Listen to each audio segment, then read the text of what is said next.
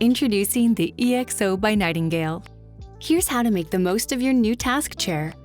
Start by adjusting the height of your seat.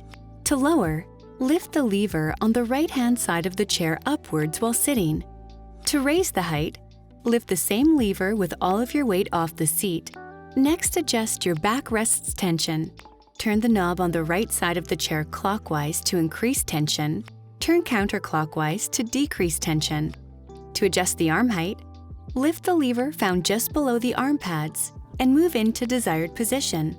Release to lock. Your arm should be resting at a 90-degree angle for optimum comfort and support.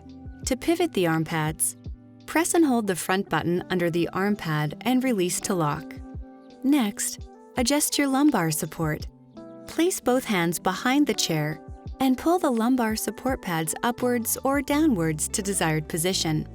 Finally, adjust your chair's tilt position. Find the lever just below the seat pad on the left-hand side. To lock the chair in an upright position, pull the lever up and release.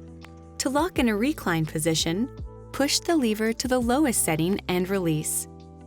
To unlock and allow free float, push the lever up to the middle setting and release. The chair will unlock as you lean back. Now, this EXO chair is uniquely yours.